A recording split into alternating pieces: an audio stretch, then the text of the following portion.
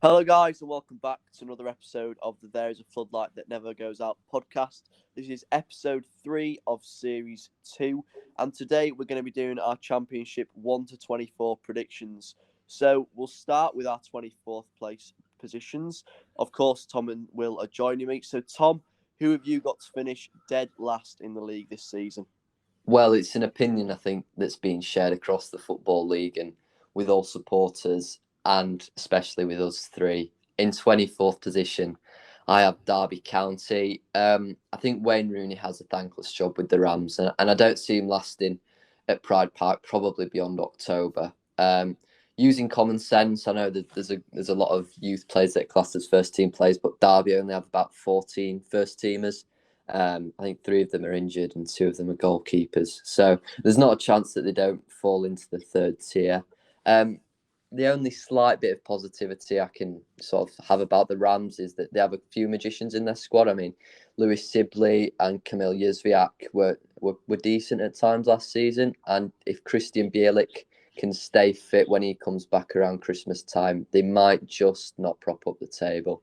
But unfortunately for those of a Derby persuasion, I think impending relegation is on the cards, and I can't say I'll be too sad to see them go. I think this is just delaying the inevitable and deserve the punishment that they're currently getting from the EFL. Yeah, I mean, if obviously, let's, go a completely different look at it. If they had no sort of restrictions on who they could sign, and it was just that squad with Wayne Rooney plus some additions, who, so let's say the players they've got on trial, would you still have them so far down? Because I'm of the persuasion that a huge problem at Derby is the manager. I think, yeah, Wayne Rooney he's a rookie manager and he's in his trade yet. I think there's a couple of teams who they could possibly finish above, but then again, the Championship isn't that strong at the top end of the table, but there seems to be a lot of sides that will be lingering around the bottom 3, and I just don't see, with any additions, how Derby can be better than them sides. That's just my personal view of it. Yeah, I mean, Will, are you of the same persuasion?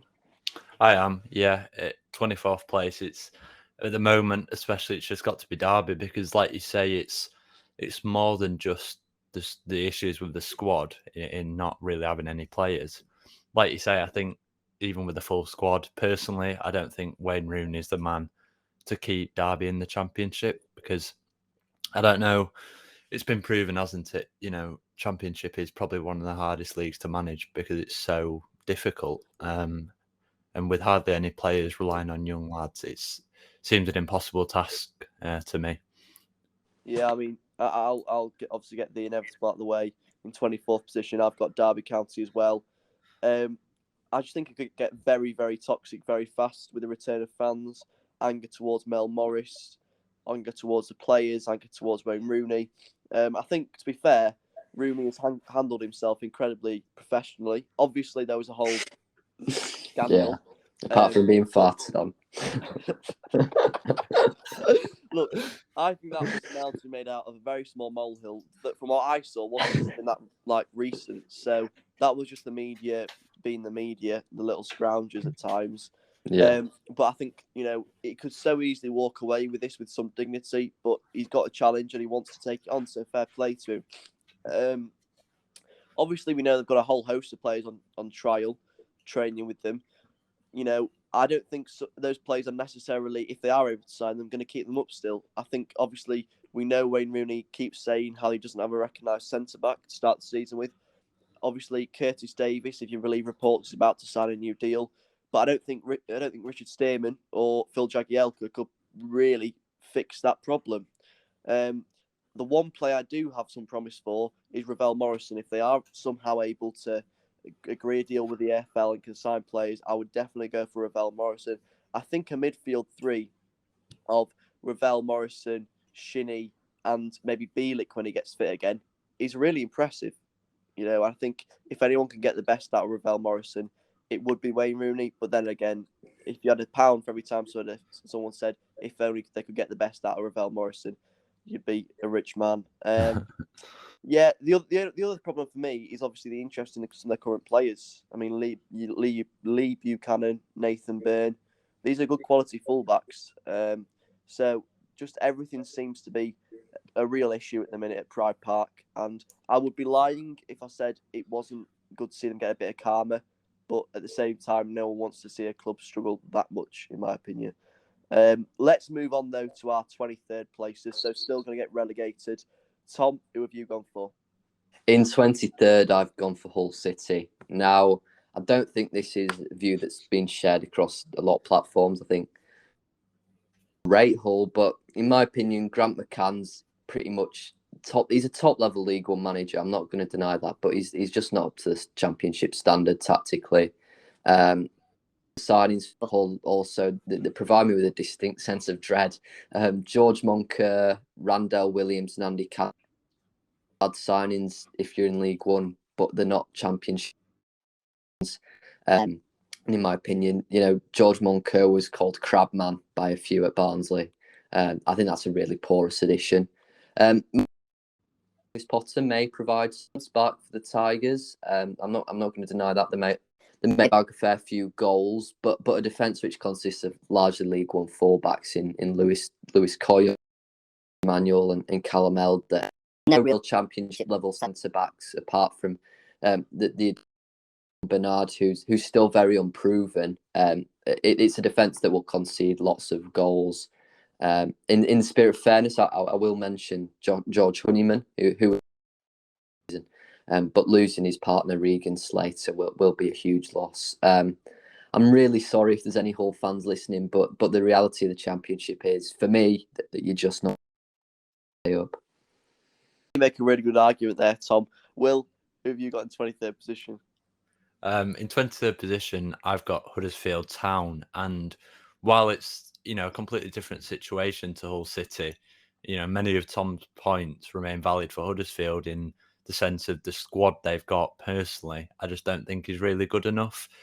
For me, the signings like Jordan Rhodes are just so uninspiring at this level now. I think, Ed, you might have something to say about this, but I don't think he's good enough to be, your star man in the Championship anymore.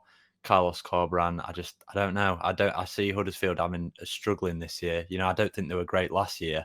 And with some decent teams around them fighting that relegation battle, I see Huddersfield falling. Yeah. They were a weird team last season. They had really good spells where they played really attractive football, and then they had spells where they were just, well, to put it simply, terrible. I mean, I'll come on to Jordan Rhodes, that question in a bit. Obviously, there are recent reports sort of linking them strongly to a deal with Tom Lees. Obviously, Richard Keogh is no longer at the club, so bringing in a bit more of an elder statesman in Lees. Do you think that's an upgrade?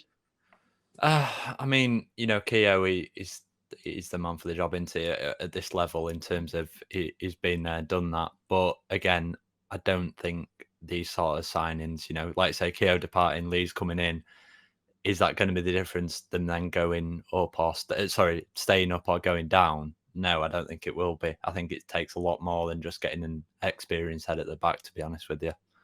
Yeah, well, the reason I mentioned Richard Keogh was because the club he's moved to is the club that I have in 23rd position, and that's Blackpool.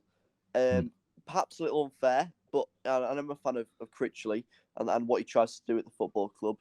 But my issue with them is that so much of their promotion really relied on the quality of a couple of loan players such as Ellis Sims and Elliot Embleton.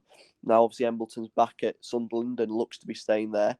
Ellis Sims is back at Everton and has an injury, so whether he'll return or not, who knows? But the signings of the likes of Tyrese John Jules would suggest maybe not. I think their recruitment has been okay. For example, Reece James on a free transfer from Doncaster. He was a player Wednesday we're looking at, and he's a good quality left back and quite versatile as in he can play central defensive midfield. So I think that's a good signing. And like the player I've just mentioned, Tyrese John Jules, at times for Donny last season, he was really impressive. But do I think their additions have added enough to the squad to make it, compete at a good enough level in the Championship? I don't think so personally. I mean, obviously you boys haven't put them as low as I did. Is there any reason for that? Yeah, there's a few, and I'll get onto that. Why I don't have Blackpool as low as you. But yeah, I think those points are fair enough, Ed. And the Championship it's such a leap from League One, and I don't think any of us here will deny that. In 22nd place then, and the final relegation spot, who do you have inhabiting that, Will? Well, Ed, I might not have put them in 23rd, but I've got them in 22nd. I've got Blackpool. Many of the reasons that Ed just pointed out. I don't think the squad's good enough, and typically we would see at least one of the promotion teams struggle in the league. And for me, that's going to be Blackpool this year. Not a good enough squad. Think, if you think fans are important, I doubt their fans coming back is going to have a huge impact on them. So for me, Blackpool just going to miss out and get relegated this year. Yeah, I think that's fair enough. Well, Ed, who have you got in 22nd? I've got Preston North End. I feel like now they've been over the past couple of seasons, they've been on a steady decline. Obviously, their time with Alex Neil came to an end last campaign, and McAvoy's there now, but I just can't see it being a success, unfortunately. Their additions haven't blown me away. Obviously, Izzy Brown, one of the most unlucky men in football, and I feel desperately sorry for him. Wednesday fans have some sort of weird agenda against him because of one tweet he made. But, his career is being ruined by injuries. That's the sad reality. I think Matthew Olasunday's a decent little free transfer, and Liam Lindsay obviously returning. I don't think they replaced Ben Pearson or Ben Davies, however. I just think those two losses last January were too big, and they haven't overcome that, unfortunately. I feel like at Deepdale now, like I said, it's been a steady decline, and the football has got worse and worse. They obviously picked it up slightly at the back end of last season, but from a club that was looking to be, playoff contenders a couple of seasons ago, they seem to have lost their way a little, and I think this time they could just be swallowed up by the ruthlessness of the Championship. Yeah, I think that's really fair. In 22nd place, I've got Huddersfield Town. Now, for a student of El Loco, Marcelo Bielsa, and his relentless pressing game, which Carlos Corberán is, I don't see the recruitment matching the style of play. He's built an aging Terriers side with a seeming inability to press. Jordan Rhodes, Ollie Turton, and Matty Pearson were brought in so early in the window that you'd have to imagine Huddersfield thought they were bringing in players who would have a lot of competition. For I don't see that at all. They probably have the worst goalkeeping roster in the division. Lee Nichols is probably the worst goalkeeper I've ever seen in person. when Parsley stuck 4 past him at the DW, and Ryan Schofield has Poppard on hands. The only shining light for the Terriers is probably that their young lads are so good, and Levi Corwill, on loan from Chelsea, is a central defender with class. Josh Corrimer is far too good for Huddersfield, in my opinion, and will play in the Premier League. This is unfortunately the reality for Huddersfield this season, and I think it's time to start preparing the welcome to town banners for the train station. Well, there we go. We've done our bottom 3, quite bold and quite varied.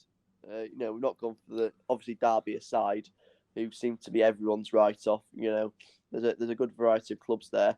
Let's go now to sort of the people who've just made it safe. Will, who have you got in 21st position? In 21st position, I have got Peterborough United. And that's because for me, it was sort of a toss-up between Blackpool and Peterborough, who's staying up, who's going down. And I think the squad that Peterborough have got at their disposal is just slightly better than Blackpool. I mean, they've got Sheffield Wednesday's Player of the Year, Jack Marriott. But no, I just think the squad as a whole is just slightly trumps Blackpool's. And that's, for me, what made them my favourites to just stay up ahead of Blackpool, and Peterborough to get 21st spot. I mean, Tom, who have you got just narrowly avoiding relegation? Yeah, I've got Peterborough too. Darren Ferguson and Posh are synonymous, aren't they? I think this is his 4th spell in charge.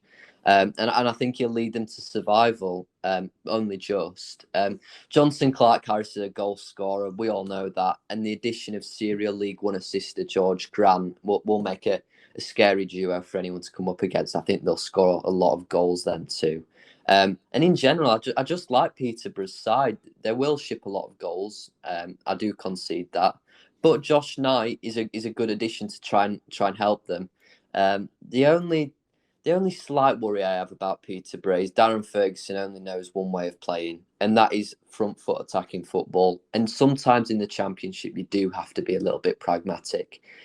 We'll see if he can adapt his style of play at times, but I really like Posh, and I think if they were to survive in their first season back in the Championship since 2013, it'd be a successful season for them. Yeah, I mean, I'm going to echo a lot of what you guys have said because I too, in 21st position, have got Peterborough United. I feel like they're a bit of a wild card, a tough one to place. I think the addition of George Grant, you guys might be slightly overplaying that. He's a little bit of a set piece merchant in my eyes, but I actually think Jack Marriott could be a quality signing. You know, when Marriott was his best, it was at Peterborough. For whatever reason, it didn't work out at Wednesday, and it barely worked out at Derby. But you know, he's only 26, so he's still got time on his side, and now's the time he can get his career back on track, and he'll know that. And I think that's the right place for him to do so. I agree with what you said, Tom, about the addition of Josh Knight. I think that's a really shrewd signing, and I think they will have enough. But can the likes of Johnson, Clark, Harris be productive enough to get a mid-table finish? I'm not so sure, to be honest. But let's move on now to our 20th places. Will, who have you gone for? In 20th place, I've got Coventry City. I think it'll be a similar sort of season to what they had last season, which is, you know, they'll survive, but it's not going to be the most convincing survival. Again, a pretty sort of uninspiring transfer window, you know, signings like Martin Waghorn on a free. It's not really going to get the Coventry fans up out of the seats, is it? But no, I think, you know, with the squad they've got, Mark Robbins, I think he's just going to keep Coventry up. But they're one for me, which, you know, with a poor run of form, could easily fall in that relegation scrap and find themselves in deep water. That's really interesting that you say that, because I thought last season Coventry were one of those teams that were slightly unlucky to be down there, and then obviously at the end they managed to pull themselves away, which I thought was just. I'd actually disagree with you on the Martin Waghorn signing. I think that it's a real good statement of intent, and you know, at times they were very wasteful with their chances. Coventry, that was what came back to bite them at times last campaign. So I think he could be that man to finish off. And let's not forget they've also re-signed Gyökeres and Bright Enobakare. So you know they've recognised that issue and they've gone out and tried to solve it as best they could. But you know, I fully respect your points on why they're so down there. I personally, as you'll find out later, disagree a little bit. Tom, who have you gone for? In 20th, I have Blackpool. I know you boys have them going down, but I think there's a few reasons why Blackpool survive. But the main one is, of course, the Neil Critchley factor. He's an outstanding coach who's got, you know, I think he's got the potential to manage in the Premier League, and without doubt he'll achieve great things within the game. Other factors, you know, I think Kenny Dougal, he was so good for them in League One, and it was outstanding for Barnsley. And there was times in the Championship even, I remember a game against Swansea at home, he just dictated the game. And I think there'll be games where he can do that for Blackpool. You mentioned earlier, Ed, the signing of Tyrese John-Jules on loan. I think he'll work really well with Jerry Yates. I think they complement each other very well. And Chris Maxwell, I think, is a really underrated goalkeeper. And often in the Championship, keepers can win your games. You know, there's a lot of one-goal margin victories in this league, and with a goalkeeper like Chris Maxwell, he will stop goals going in. Survival, again, just like Peterborough, it'd be a massive success for the Seasiders. And I envisage them having a similar season to Barnsley in our first season back in the Championship. I think very unlucky at times. I think they'll dominate some teams at times, but they'll just do enough to stay in the division. Yeah, great points. Personally, I've gone for Blackburn Rovers. A little bit like Preston North End, I think they're on the decline slowly, and this could be a season where they really flirt with relegation. Obviously, by the way of my predictions, they won't get relegated, but it won't be an enjoyable season. I think Tony Mowbray has had his time at the club now, and he needs to move on, both for himself and for the club. The only real positive I can find about Blackburn is the whole Brereton Diaz story. And, getting some load of fans from Chile, unfortunately, won't keep you in the second flight of English football in a comfortable manner. I think, obviously, they've been linked with some players, but there are restrictions over who they can sign. For example, Adam Reach, he's got a worldie at Ewood Park last season. So I think it could be a decent addition for them. But obviously, you can't talk about Blackburn Rovers without talking about Adam Armstrong. If I was him, I'd be leaving, and reports suggest that the chances of him staying there are quite slim. I mean, guys, how crucial is Adam Armstrong to how successful a season Blackburn have? I think he's not crucial at all. Wow. And I would disagree. I'd say I think he's very crucial. So there you go. Let's hear your reasons then, Tom. This isn't even a football hipster prediction. Anyone who watched Blackburn at length last season will say Adam Armstrong has a very bad habit of taking shots when he shouldn't. So if they do, I think they'll miss his goals, obviously. But I think they'll also inevitably score more goals if they were to have someone such as Brereton Diaz leading the line, because he will bring others into play a lot more than Armstrong will. I think Adam Armstrong is also quite a one-dimensional striker, which forced Rovers to play a certain style of football, which was attacking footballers. And Armstrong's game's all about getting in behind. So I don't think it's too much of a loss. Armstrong. I think whilst we're on it, I'll do my 19th first, and I do have Rovers in 19th. I agree with you, Ed. Should have been getting his P45 at the end of May, and the failure to do so from the Venky's places Rovers in a precarious position. The Bradley Dack-shaped void continues. It's a big loss that for Rovers again. And in the words of 95, the burn will a scrap for survival beckons. I'm still reading over your comments about Adam Armstrong. I think he's integral. I remember, when we played them last season, he was, we played a Rovers side who were pretty poor both times, but he was crucial to anything positive they did. I think his pace, his movement, his awareness. Okay, he might take the odd shot at the wrong time, but that's because he was surrounded by a lack of quality too often last campaign. And when it was going so wrong for them, he was their only real slight bit of light. But, football's an opinions game. That's the beauty of it. Will, who have you got in 19th position? Yeah, I mean, I'll keep it short and sweet, but Bristol City, based on last season, Nigel Pearson's going to struggle to get anything out of this Bristol City side. However, one transfer I do like, maybe a bit of Barnsley bias, Matty James is a brilliant midfielder at this level, and it's players like him that can, get a team working and keep them safe from the relegation scrap. Yeah, well, I'll go next. I've got Hull City. I think they'll do enough to stay up. I agree with the comments re McCann and his ability to manage this level. But, we've got to give him the benefit of the doubt after his first spell wasn't so good. A lot of their success will come down to the likes of Lewis Potter and Malik Wilkes. Can Wilkes sort of finally crack the championship? I'm not convinced by the Randall Williams signing either. I don't think he's quite good enough for this level.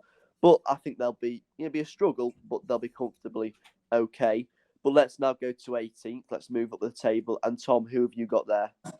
In 18th, I have Bristol City. I just don't think Nigel Pearson's got the right minerals in this squad that he's so vitally needed. Last season's home form was nothing short of shambolic for the Robins, and I see season. The only positive is sort of, as Will mentioned, Matty James is a great signing. Andy King is a good signing as well, in my opinion. And with young players like Tyreek Backinson continuing to improve, have a decent midfield. But other than that, I think it's a poor season ahead for Bristol. And in fact, I'm willing to put my neck on the line here and say by Christmas, Nigel Pearson will either have been sacked or resigned. Yeah, there's a strong sense of getting the band back together. Obviously, of Leicester teams have passed, and whenever managers seem to have adopted that, it hasn't been that successful. And I really think bringing slightly aging, injury-prone players isn't the best thing for Nigel to do.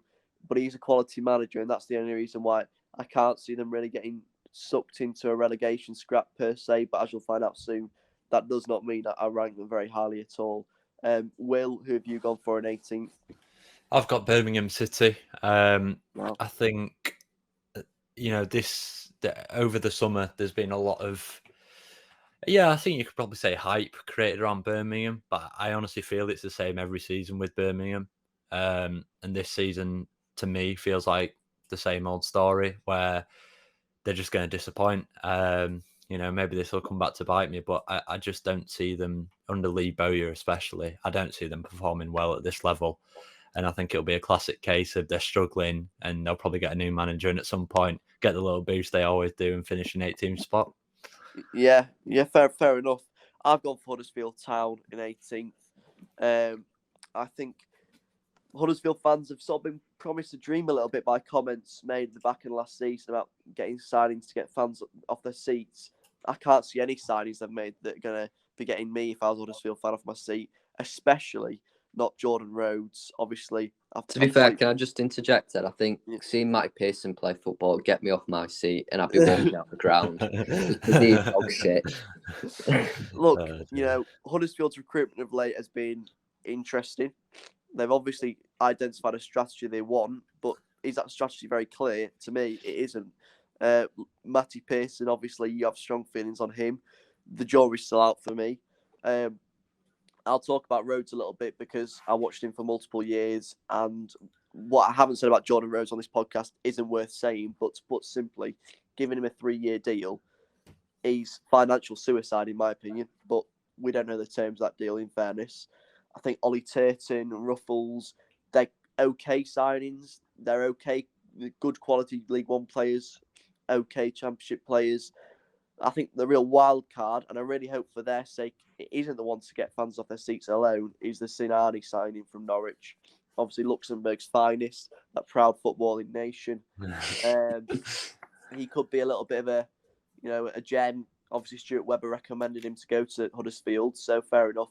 But for me, the big positive for Huddersfield this season will be Levi Colwill, a player I'll talk about in a bit later.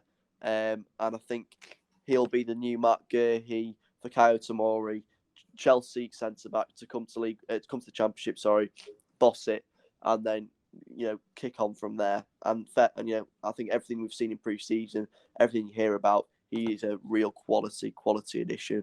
I still think personally they also need to replace Carol Eighton, but that's a personal point. We'll now go on to 17th. And Tom, who have you got? In 17th position, I have Preston North End. I just think Frankie McAvoy is not the one for Preston. That they should have gone for not a revolutionary, but certainly a different probably someone like Gareth Ainsworth at Deepdale. But the form of the team last season was at the back end was pretty good. So I think Eddie Hemmings was probably forced into appointing McAvoy. But then again, how many times have we seen a temporary manager take over full time and do well? Not very often at all. I think a solid core of Liam Lindsay, Alan Brown and Ched Evans will just keep them clear of struggling and stay in the league. But means a good season for a side that up until 3 years ago was in the same conversation as Brentford. So I think Preston are just going to get worse and worse. And unfortunately, 17th position is probably the best they can hope for this year. Yeah, I mean, it's a good point, Ree McAvoy. They were sort of one of those teams that decided to do an in-house appointment, and in-house appointments 9 times out of 10 aren't really successful. For example, Dean Holden at Bristol City last campaign. They can be a bit of a cop-out, but then again, sometimes you get a Russell Martin. As will he still be MK Dons manager at the time of recording? Who knows? But they can work, but I just don't see McAvoy working really. Will, who have you got in 17th? I'm in agreement with Tom. I've also got Preston North End, and I think both points that you two have made about Preston are both valid, and I think me and Tom agree with you, Ed. It's just we don't see them doing quite as badly as you do, and that's for me. The teams that are below them, I just think are slightly worse. But like Tom said, it's by no means a good season for Preston, and I don't know. There seems to be some sort of deep-rooted issues at Preston at the moment, and Frankie McAvoy doesn't seem like the appointment that's going to sort those out, in my opinion. Yeah, For me, in 17th, I've got Bristol City.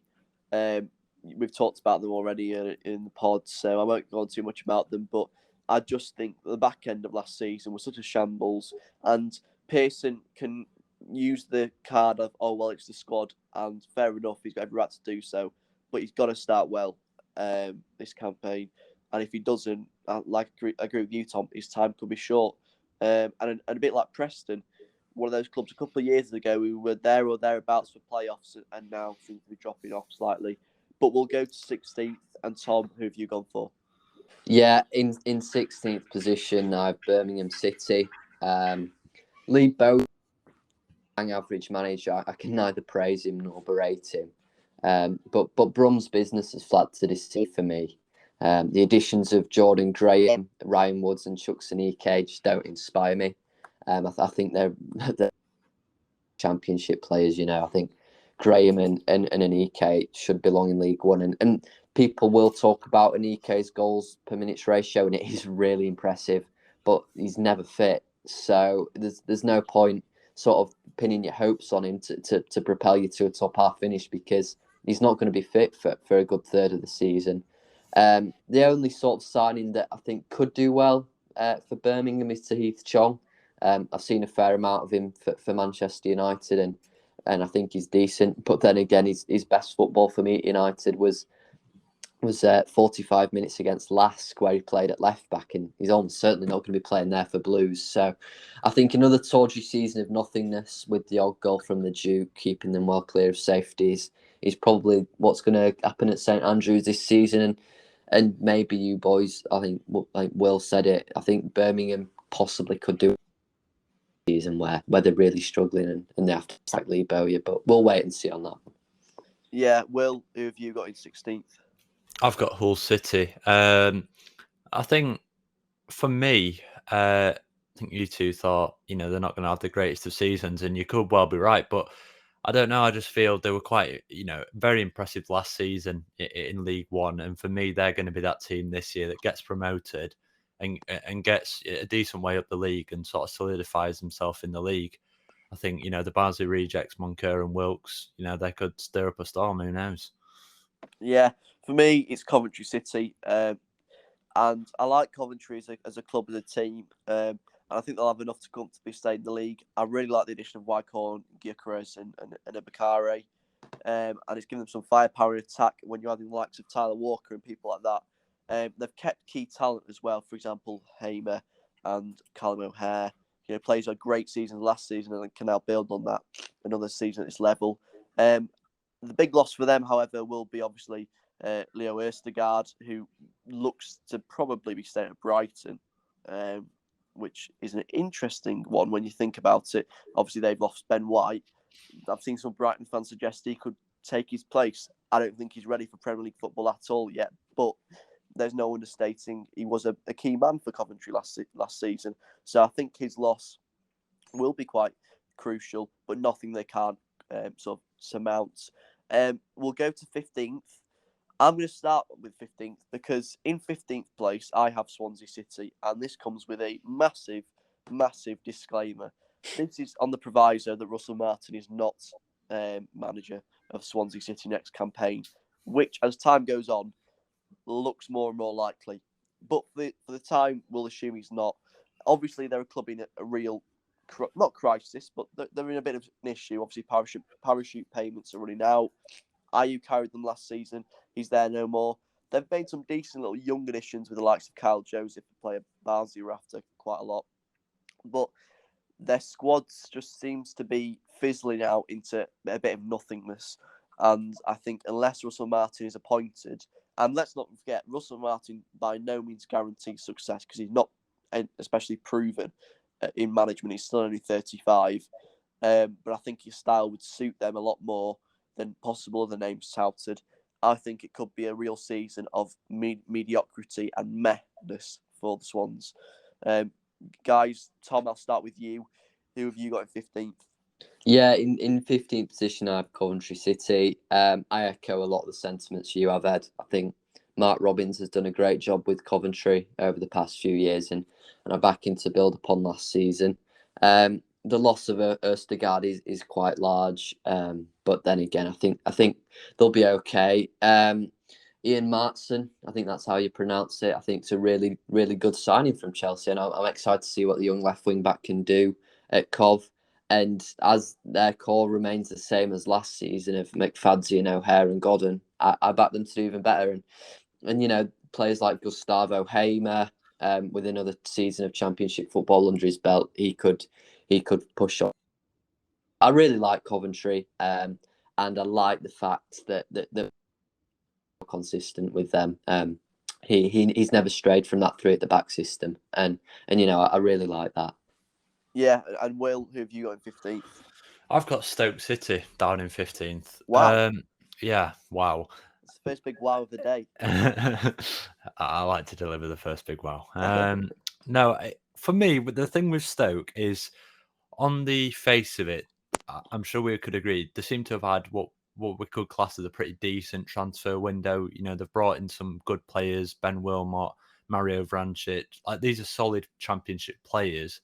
But I don't know. I just think Stoke have done this so many times in the past where they've brought in players where you think, oh, yeah, that's a good signing. And yet, for some reason at Stoke, they always seem to just disappoint. And I feel that's going to be the same again this season. So, bit out there, but I've got them down in 15th. Yeah, fair enough.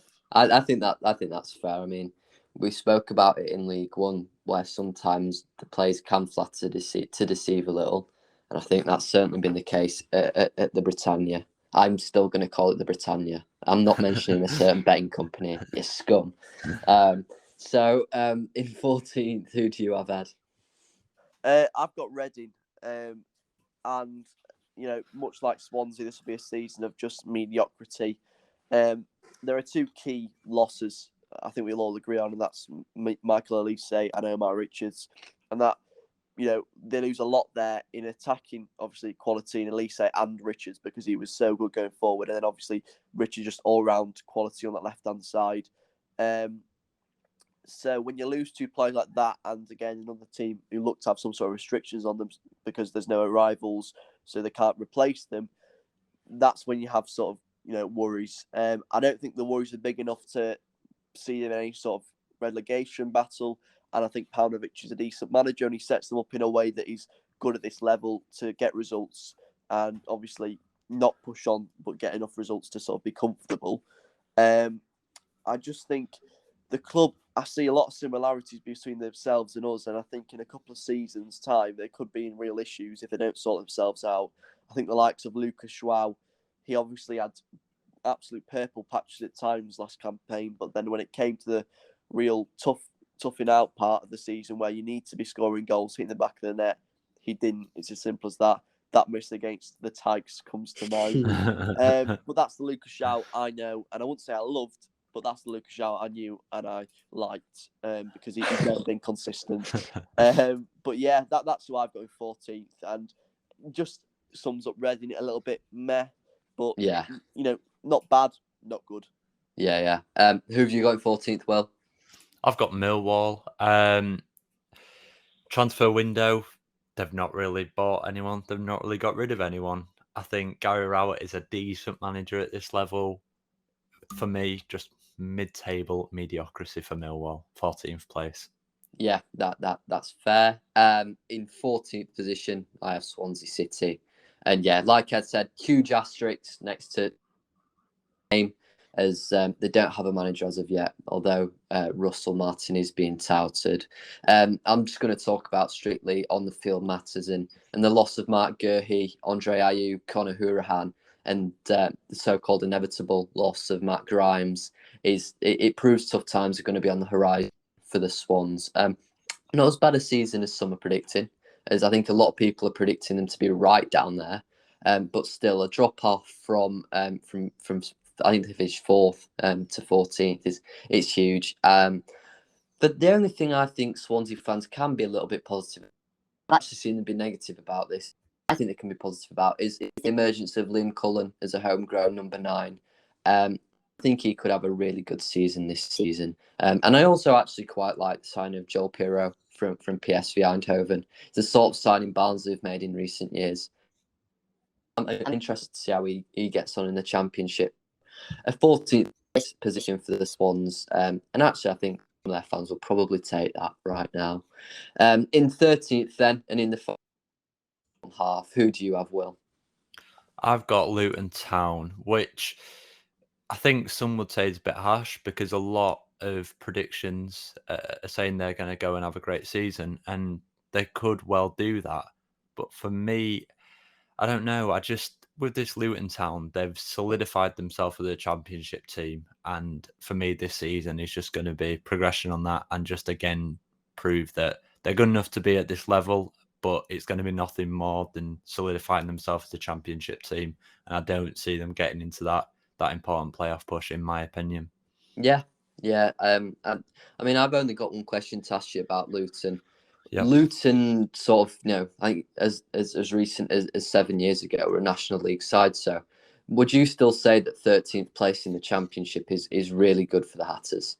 Yeah, I'd say that's brilliant. I mean, if I'd say, they've almost done better than Barnsley in a way because, like you said, they started a few years ago as a national team level and they've come up into the Championship and no one can say that they're not a solid Championship side now. They've proven over the last couple of seasons they can compete, right up there with the top teams and they're getting solid finishes. So no, I think as a Luton fan, you can't be disappointed whatsoever. And again, if they're finishing 13th, that's by no means a disappointing season, in my opinion. Yeah, definitely. In 13th position, who do you have, Ed? I've gone for Birmingham. I think you guys have been a little bit harsh on Blues and on Lee Bowyer. I agree that he's nothing special, but I don't think he's as bad as a couple as you both are slightly making out to be. I think their summer recruitment has been impressive, but obviously I think some of the biggest impressiveness, if that's even a word, which it isn't, but some of the things that's most impressed me is that they're going to this new season with a slightly different backroom, sort of upper echelon, upper tier workings out. The club's changed, boardroom level, so that's a success because the current regime wasn't by any means working for obvious reasons with Dong, and I think the signings, especially Dion Sanderson, really solid. I don't think T Chong will be a good sign. I think it'll be a flop. But I think Ryan Woods, you know what you're going to get with Ryan Woods. You're going to deliver solid 7s out of 10s most games. And, that's a perfect sort of Lee Bowyer player. A bit of a little rat in midfield, but, that's what you want. It's true. That's his style of playing. That's yeah, what you want. I know. I'm just thinking of a certain lad who we used to call Lee Bowyer. Because he was a rat and all, but yeah, he's definitely a ratty player, isn't he, Ryan Woods? I think Riley McGree, obviously they'll have him for, is it another 6 months or so they'll have him for? Yeah, McGree, yeah. He's still slightly living off that goal he scored in the A-League, but I think this could be a good little breakout half a season for him. Something about him just excites me. For me, it's key that they keep a few players like Ivan Sanchez. But I think, by all accounts, that they should do. It's been a solid summer transfer window. It'll give them a nice, comfortable 13th place finish, which I think a lot of Blues fans, if you'd asked them last season, at the back of the last season, they'd have happily took. So I also disagree, by the way, on this idea that they'll sack Bowyer. I think Bowyer will have a full season, and then they'll try and add to this rebuild, next summer, and then try and go for a promotion push. Yeah. But, yeah. I think it's fair. I mean, I just get that Lee Bowyer's not as astute tactically as people give him credit for, and thus, we'll get into February and Birmingham fans will realise he's not actually that good of a manager. But there's a lot of romanticism, obviously, with him being an ex-Birmingham player, and like anyone. Like Thomas the Tank Engine could have come in and done a better job than Ita Karenka was doing. So, I mean, it wasn't an achievement to get that squad playing. Yeah. In the way, yeah. It wasn't even playing that very well, to be honest. At the end of last season, they were getting slightly lucky with the results, and teams around them were falling off like a lead balloon. So, yeah.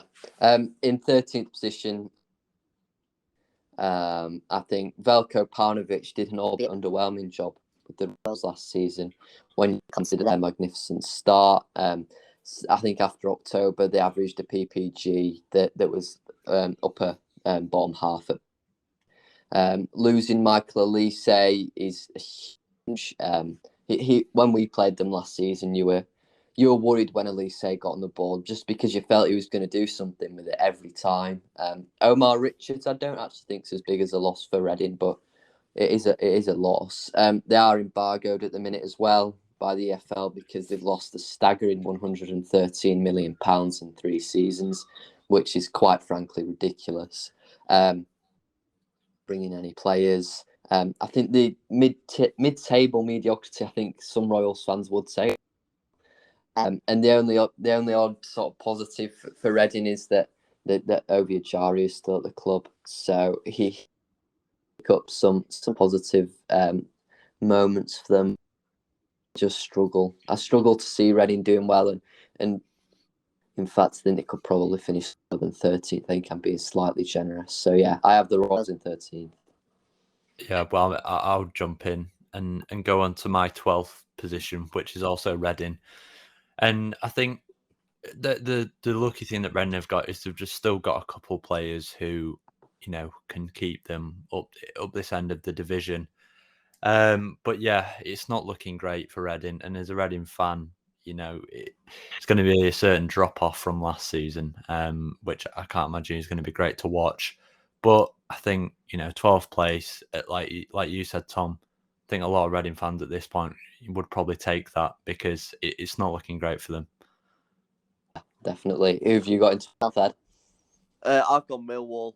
I think if Millwall were a TV show, they'd be the one show because they're on just before something interesting. You occasionally have a look at them, and there might be something that vaguely catches your eye, and then you realise it's boring. That is bang on. I really do. I think, Millwall, I think Rowett's, a good manager, and it'll give them a good season again. And I think, a championship mid-table finish for Millwall consistently, which is what it would be if they were to do it again, it would be a real improvement on what has been, a tumultuous few years. So to have that consistency would be great. I think bringing back Scott Malone from Derby on a permanent transfer is a great addition. I think he's a perfect Gary Rowett player, and he scored an absolute wonder goal against us last season. Like an unreal sort of took it over multiple defenders and finished it beautifully. I think the signing of George Saville, the return of George Saville, I think that's understated how important that could be. And Benik Afobe, obviously he had personal tragedy, and I think he's a top quality striker on his day. Obviously Millwall last campaign, that was their problem, was scoring goals. Defensively, they've always been sound. It sort of fits the culture of the club really. But going forward, that was their problem. And will Benik Afobe be able to fix that problem? I'm not 100% sure. But like I said, they're the one show. You know what you're going to get, and you can tune in if you like it. No one particularly dislikes it. It's just there. Yeah. And their fans are like Jermaine. A lot of people dislike them. In 12th, I have Cardiff City. I think they're going to really struggle early on in the season. They've got a lot of... Kiefer Moore is only just recovering from coronavirus. Adding to that, the fact that Mick McCarthy I think he's just past his sell-by date now, unfortunately, and he's the right man to lead Cardiff. The only positives for Cardiff, and there is positives because I do have them in 12th, is that Perry NG was last season, but kind of Ryan Wintle from Crewe is really good. I really like Wintle and NG at Crewe. They link up well for Cardiff in the Championship. And of course, when Kiefer Moore is back to his best, he will bag a lot of goals, but I don't see him hitting the heights as he did last season. But still, 12th place is solid for Cardiff, but people are predicting them for the playoffs. I think they're just slightly over-egging how good Cardiff are. Yeah. Well, we've all done our 12th, so we'll go on to 11th because I've got Cardiff in 11th. I don't see the hype over Cardiff at all. I'm seeing people putting them in the top 6, and I'm thinking, what?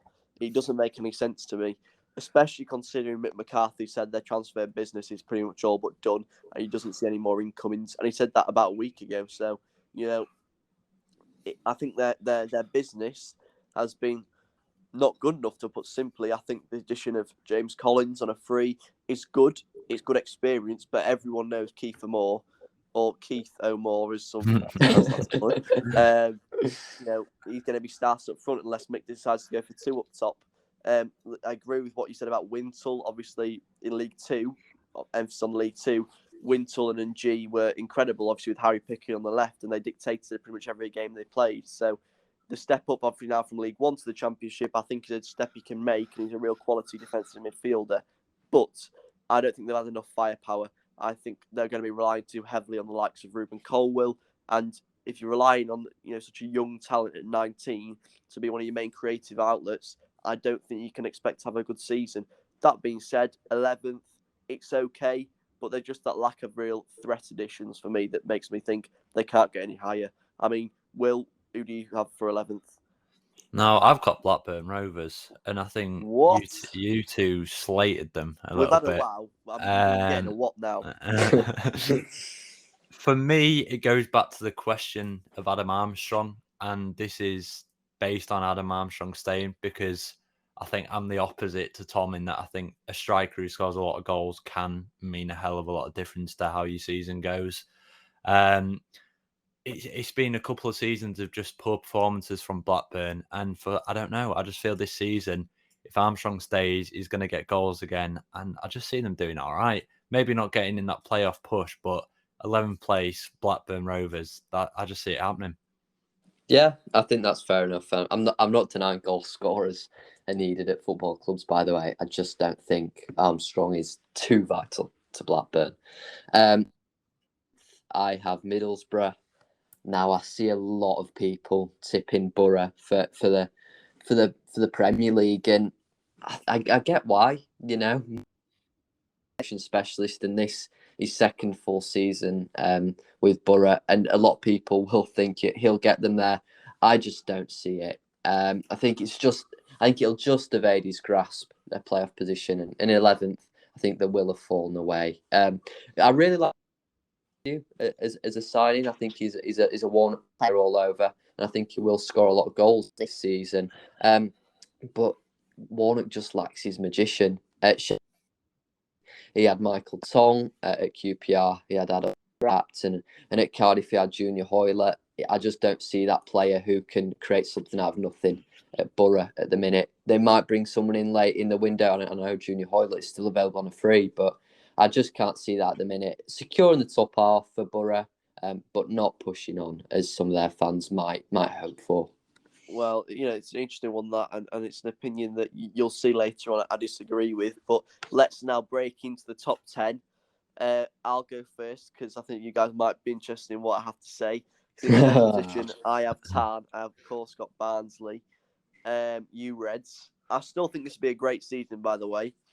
And, I think, obviously, Shop's a bit of an unknown quantity, but I think every single person unanimously trusts your board to get a good manager because they've been so reliable. One who we shan't name aside, who may have been an assistant to a top quality manager before. He put the cones out. So I think your squad is perfectly suited to any manager who was going to come in. And when you got an unknown quantity and a bit of a who, your fans didn't question it, and nor should you. For me, it's going to be the loss of 2 key men in, obviously, Daryl DK, who's gone back to Orlando, and Alex Mowat, who's left the club on a free and gone to West Brom. They're key absentees. But I think you've replaced them decently with the likes of Benson. And, the one weird signing is Cole. That one didn't make any sense. But, again, it's Barnsley. We've learnt to trust what they do. But I think you won't have enough firepower there to break into the top 6 again, but I think a top 10 finish for a club your size is really good.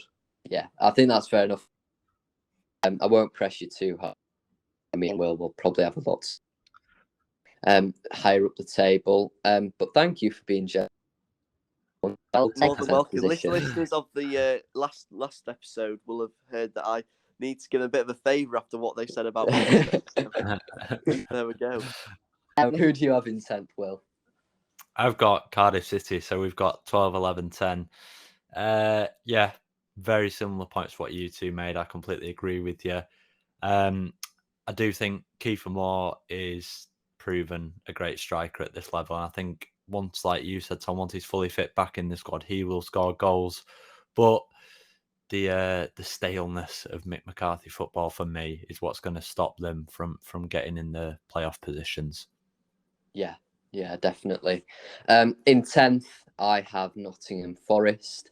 There's no doubt about it that Chris Hughton's an outstanding manager in this league, but he doesn't have a Houghton team, in my opinion. And by that I mean his Forest side just is tactical, with only two Joes really, Worrell and Lolly, being our players. I do back them to be a very good team in patches, and Brennan Johnson really, I think he's a magician. And in a nod to a track from the Beatles' White Album, I shall refer to him as Bungalow Brennan. I don't think you boys will quite get that, but for any of the older listeners, I think a solid, nonetheless underwhelming season for the two-time European champions, finishing 10th. And it might be a season to judge this team. And also, you've got to remember that the addition of Dane Murphy upstairs, he's not going to turn within one season.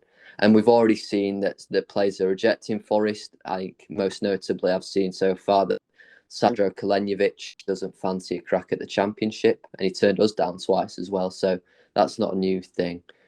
But still, 10th is deep Forest, and I just see them pushing on. In 9th position, who do you have, Will? Here we go. It's the Reds. It's Barnsley.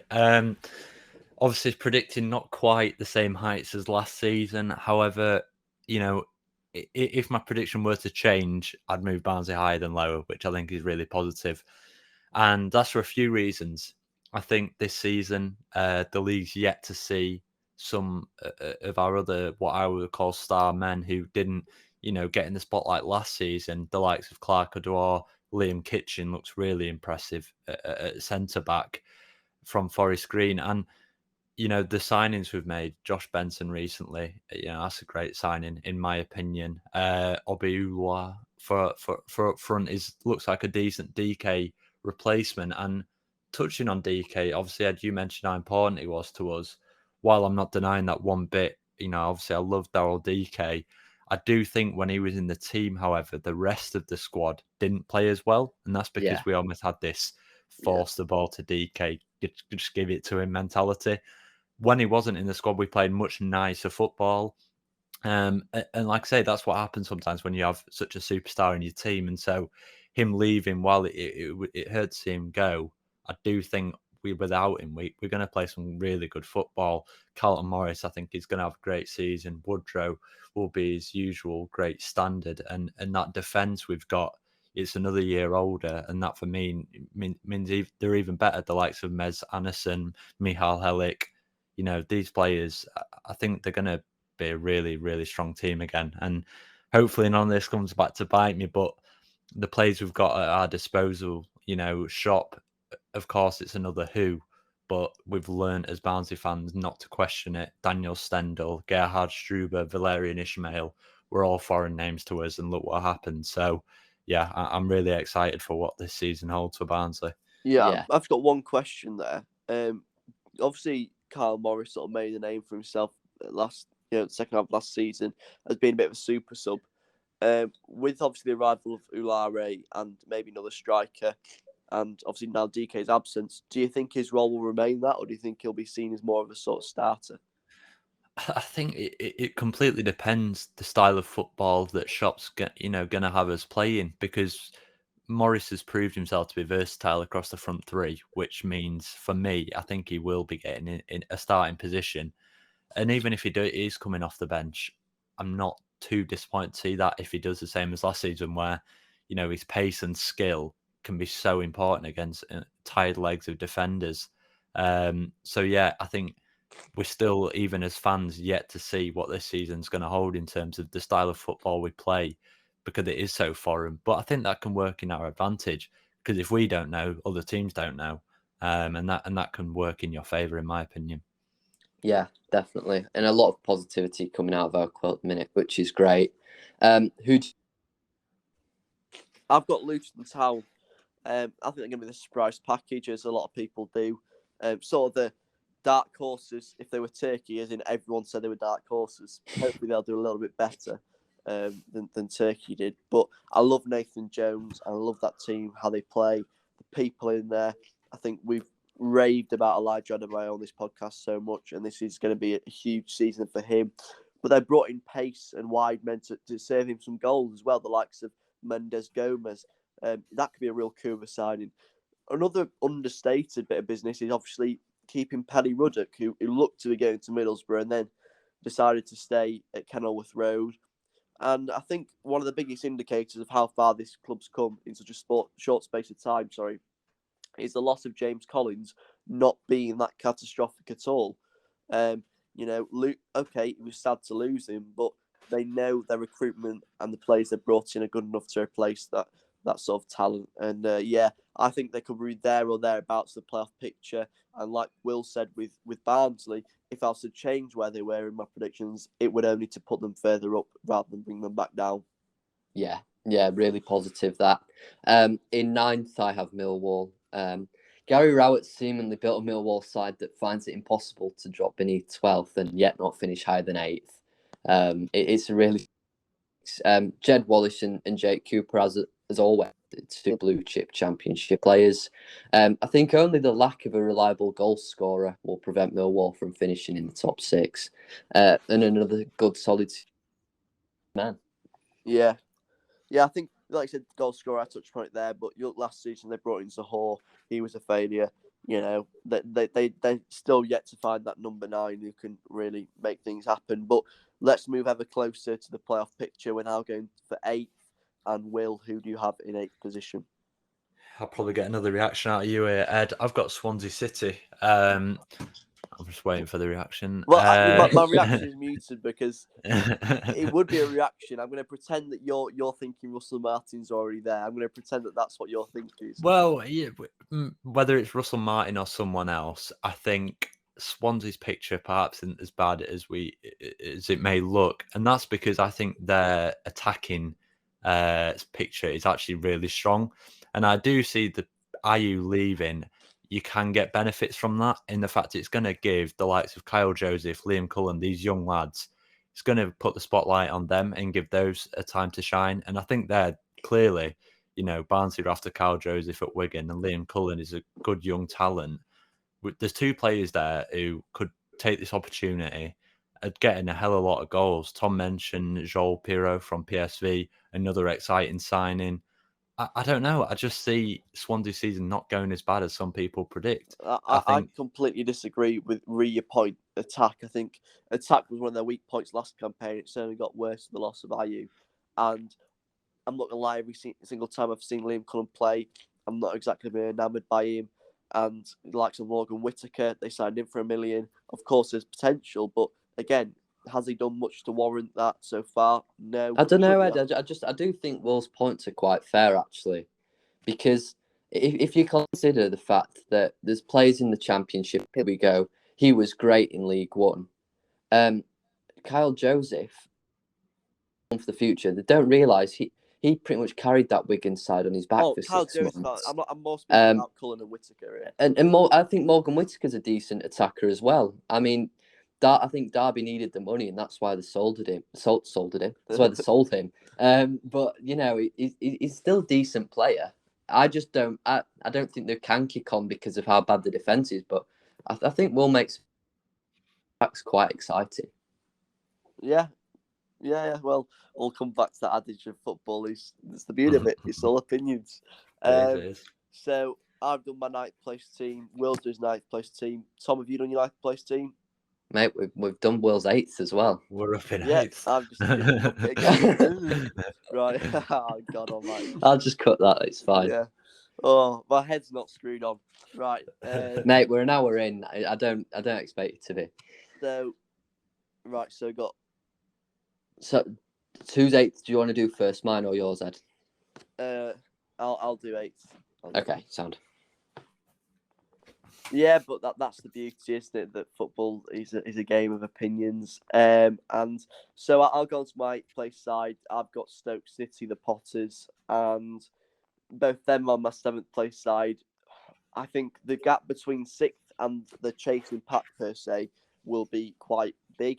But Stoke, I think they've got a good manager in Martin O'Neill. Michael. I was going to say, I was thinking Martin O'Neill's ex-Forest manager. I can't remember for the life of me what he's called.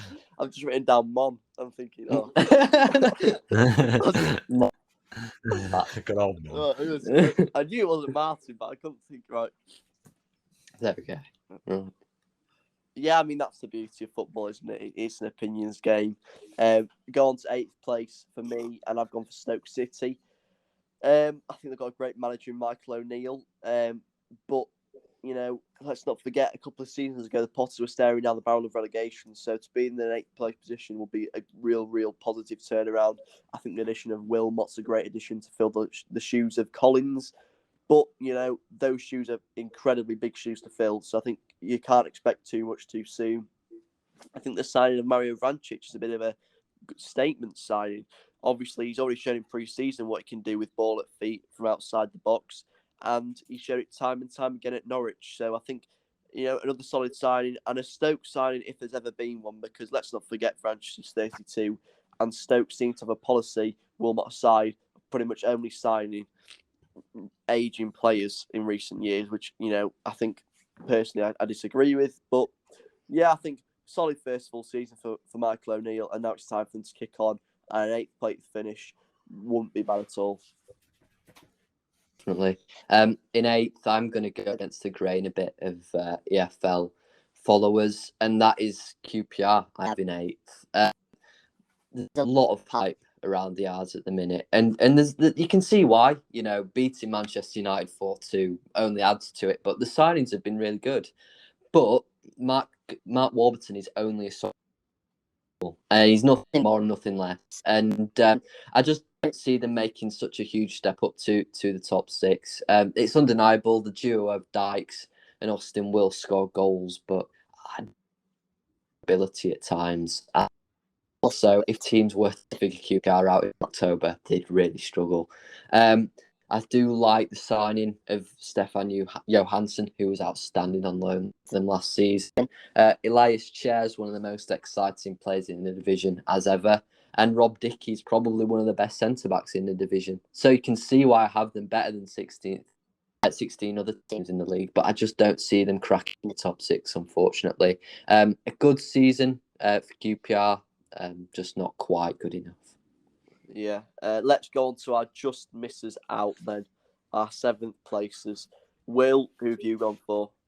It's Nottingham Forest for me, who are just going to miss out on the playoffs. And, you know, it's not been any crazy activity, but the squad that Forest have got at the disposal is good enough, if anything, for a playoff spot, if not more, isn't it? And it's just been the case of trying to get a manager who can get the best out of that Forest side, which has been the problem over the last few seasons.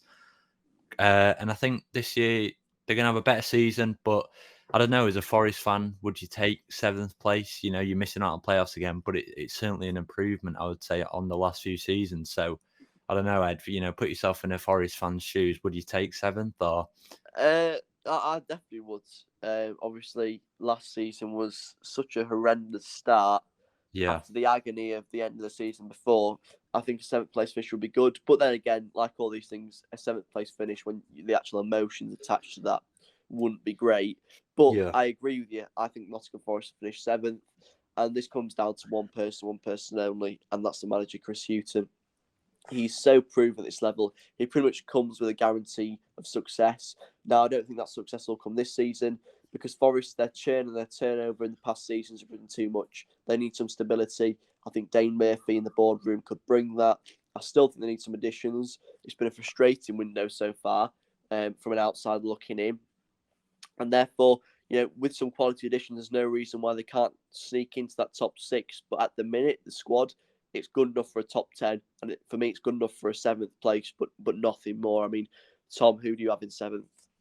In 7th and just missing out on the playoffs, I have Stoke. I still think this is quite positive for Stoke to finish 7th as they've been bottom half for the last 3 seasons. Suter, Wilmot, great centre-back partnership. And Tyrese Campbell and Jacob Brown up top. is also a really exciting partnership. Nick Powell hopefully can stay fit for the entire term and have a good season. And I think they will push very hard for the top 6, but I just don't quite trust them to get over the line.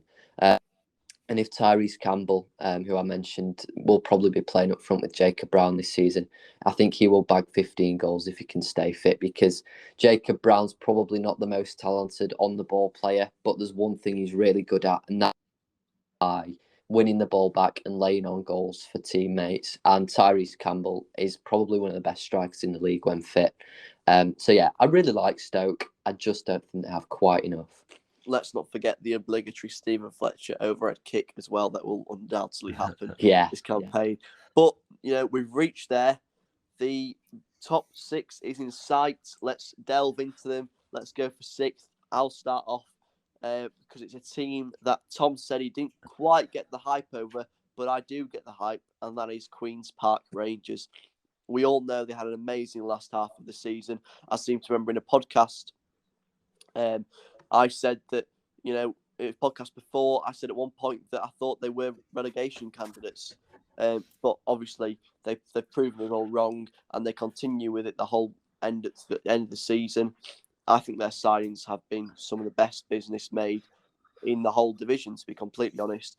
Because what they've done is they've ensured that those players that they brought in on loan last campaign and were so successful for them have returned. And that's what you need to do. I think they've also added the likes of Andre Dozzell. Of course, you ask any Ipswich fan, that whole sort of golden generation that was meant to be, they've all sort of gone off now. And they're in a new place as a club. But there's no denying Dozzell at 22 has got a huge future ahead of him.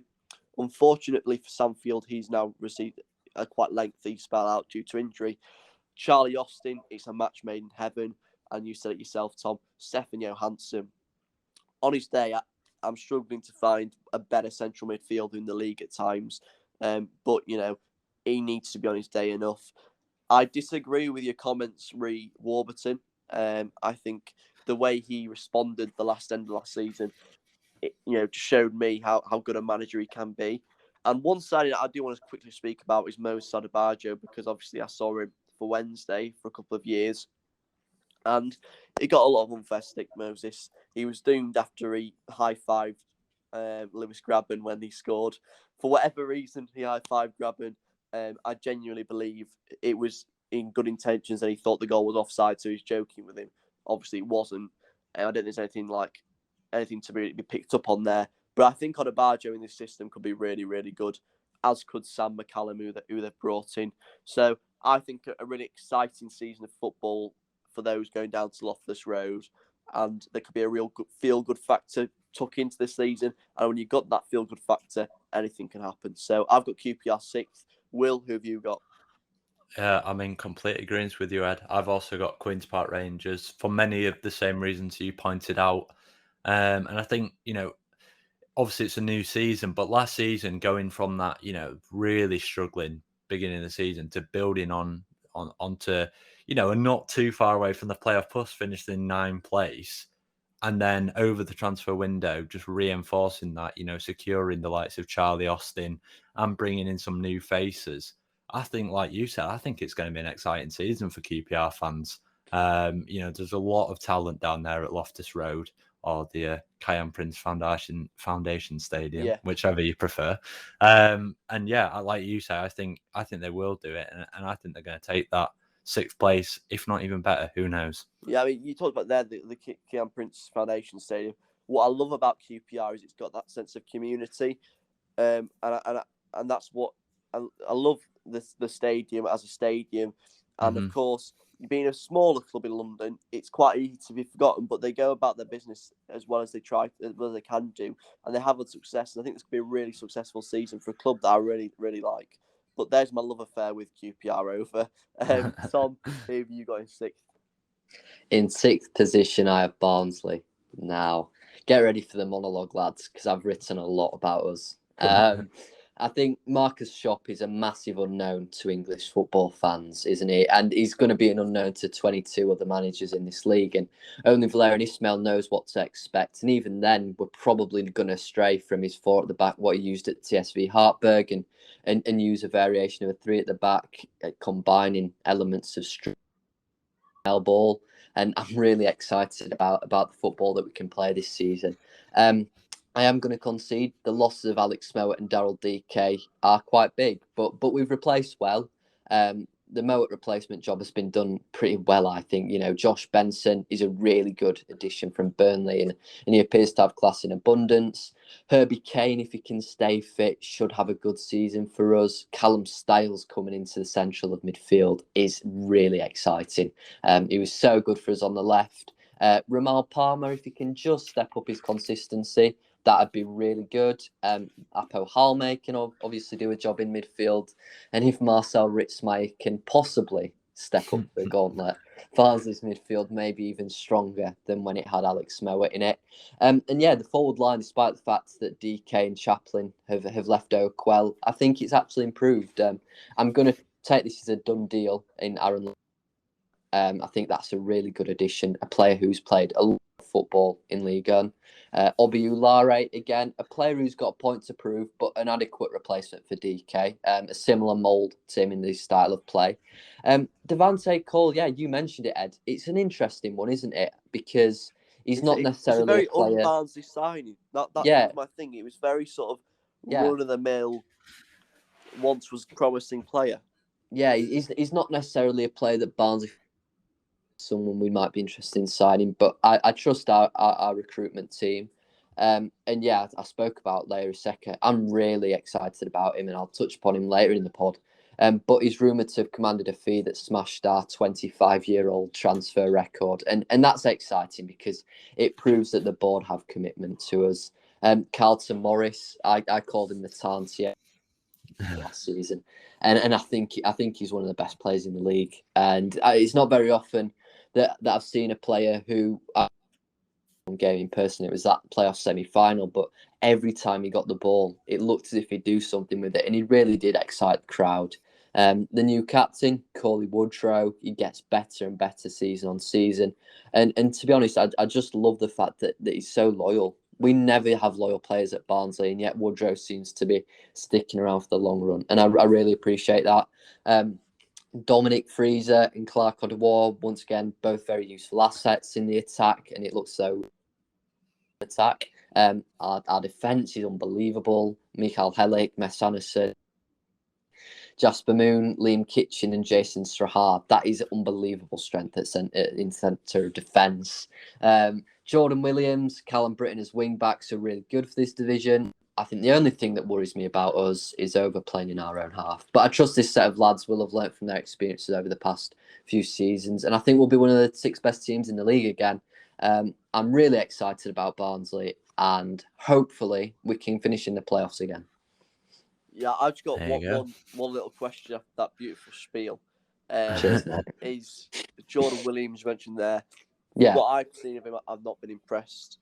Is that I think, yeah, I'd agree with you if you were going off his 1920 form. But when we saw him last season, if Callum Britton, I think it was widely accepted last season, Callum Britton was probably in the top 3 right forward.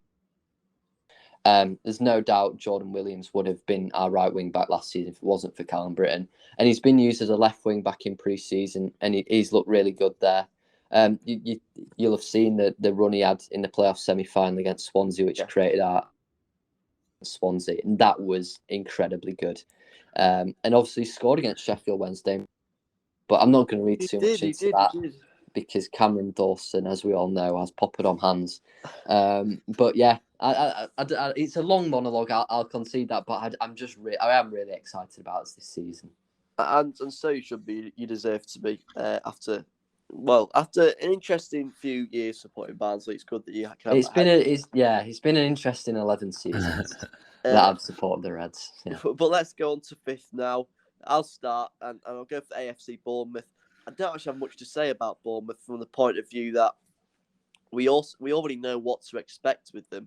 They need to make parachute payments count. We know that. They've obviously had a change in manager with Scott Parker coming in.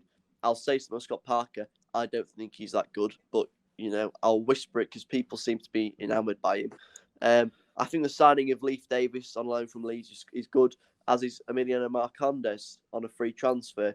But Marcondes, he's one of those players that people overhype how good he actually was last season. He turned up when it counted, which is brilliant, and it's quality you want in a player. But for much of the season, he was missing. I think extending Stanislas's contract is a real bonus, but how much of that was down to him realising no one in the Premier League actually wanted him is something we won't know. But they have lost some key players, in my opinion, Diego Rico and Asmir Begovic. So, they have lost some quality, but they've still got real quality all over the pitch. I think they'll be comfortable in the playoffs, and then we all know the playoffs is a lottery. But yeah, I think it'll be a good season at the Vitality Stadium, but not a good enough season to be automatic. Yeah, that's fair. Who have you got in fifth, Will? I've got Middlesbrough, and that's because I think they're going to have a good season under Warnock. I think the squad he's got at his disposal is strong as it is. I think they've made some pretty decent signings. Matt Crooks, Sammy Amiobi, Ikpeazu from Wickham especially. I think under Neil Warnock, Ikpeazu could be some player because for me in that Wickham side, which was fairly poor, I always thought he looked a good player. He's a big target man, and I see him under Warnock doing really well and scoring some goals. So, yeah, I see him having a good season. And finally, for Middlesbrough fans, there's something to get excited about at the Riverside. Yeah, 100%. So, yeah, I think an exciting season upcoming for Middlesbrough. Yeah. In fifth, I have Sheffield United. Now, they've got a very good squad, and they've got a manager in Slavisa Jokanovic who knows how to win games of football in this league.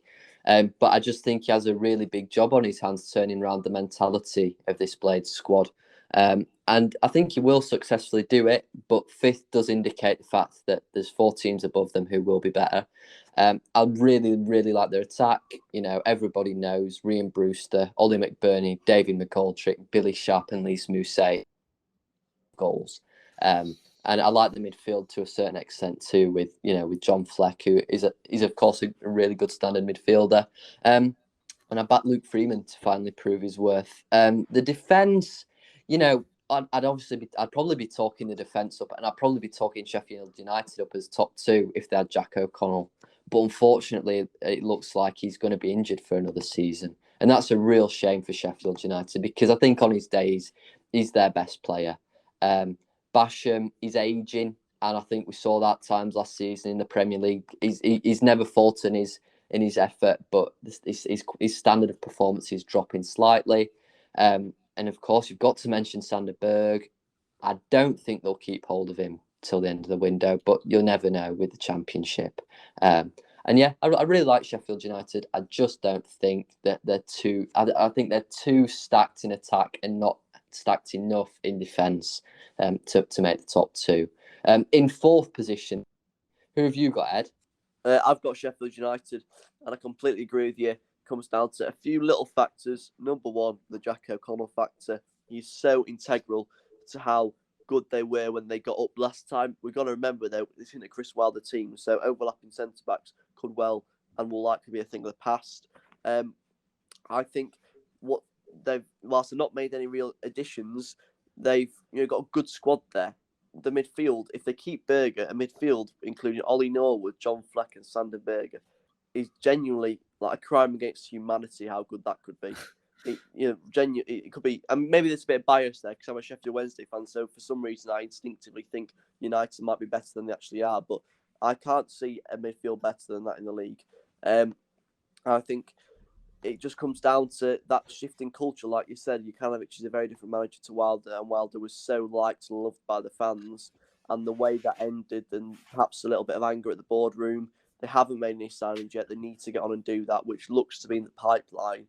I think it would be a bit of a there or thereabouts transition season. They'll comfortably finish playoffs, and then they'll see what happens from there. Had Jack O'Connell stayed fit, and maybe they bring in a couple of quality signings, I think they'll get automatics fairly easily, to be honest. But yeah, I couldn't put them there for obvious reasons. Yeah, that's fair enough, Ed, as an owl. Who have you got in fourth, Will?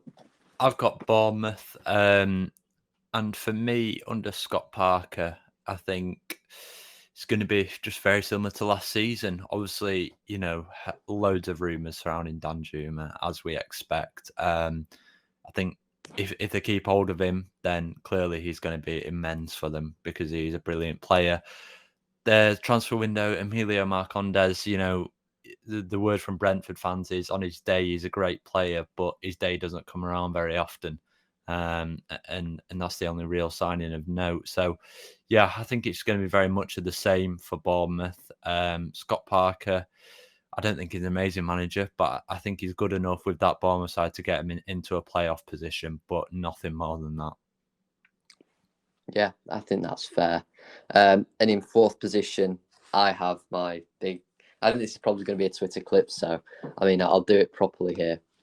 But in fourth position, I have Luton Town. Now, Nathan Jones, I salute you.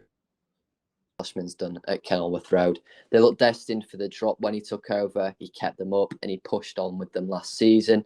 And I really like Luton's signings. The forward line particularly is really exciting. Now, Cameron Jerome was a signing on paper. I thought that's really odd. But when you look into the underlying stats, great signing. Admiral Musquay, once again, good signing. And like you said earlier, Ed, we're really excited about Elijah Adebayo on this podcast. And Carlos Mendes Gomez, another player who I think will make Championship defenders look silly. I don't even think this is I don't think it's a hipster prediction either. I think Luton are just that good.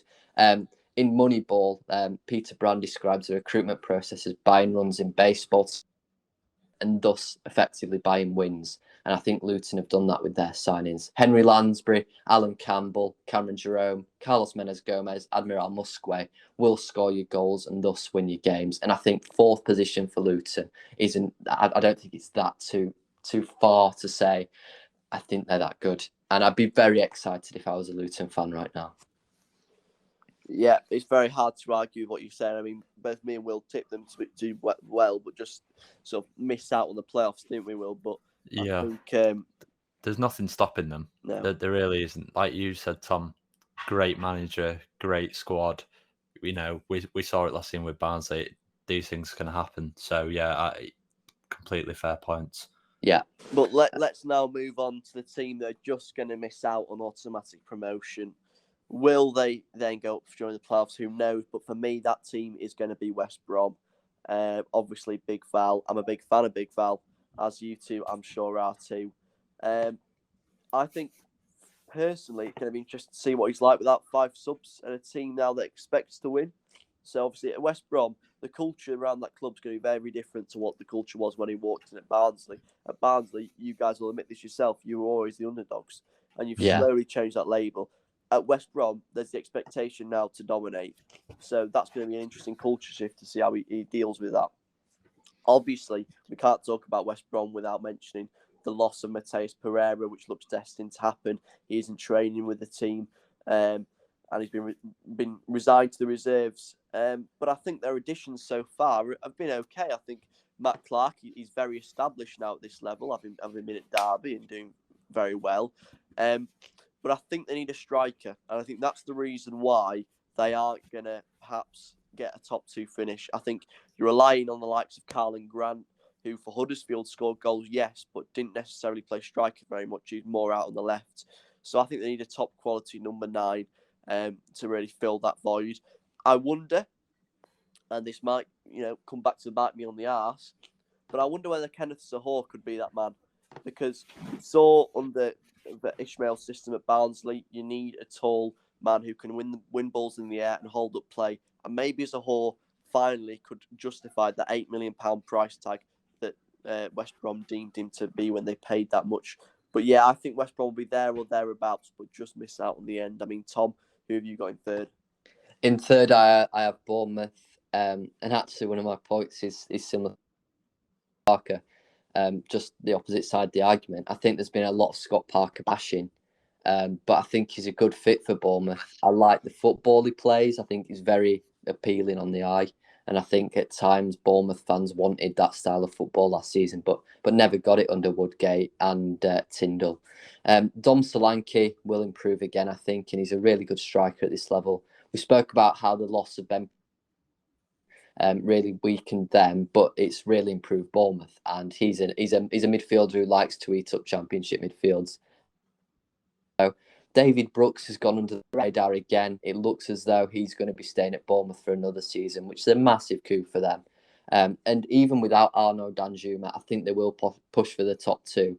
If they keep Danjuma by some sort of miracle, I think they could get in the top 2. But for now, I think 3rd for Bournemouth would be good. And I think it's probably their level. Who have you got in 3rd, Will? I've got Sheffield United. For me, Sheffield United have got the squad to win the league if they were to be firing, but I just don't see it being all plain sailing. Like that attack, you guys mentioned it. It's outrageous, isn't it, really? And the midfield, there is some serious talent in there if they keep hold of all the players like Berger, etc. But like I said, I don't see it being all plain sailing, but, Brian Brewster, I tipped to really have his breakout season this year. He's been highly tipped for a while now and just not really had the platform or the season he wants. And I think this could be it, in the Championship. I think we're going to see a hell of a lot of goals come from him. So, yeah, I think narrowly missing out, but I wouldn't be surprised if Sheffield United got in the top 2, put it that way. Yeah, definitely.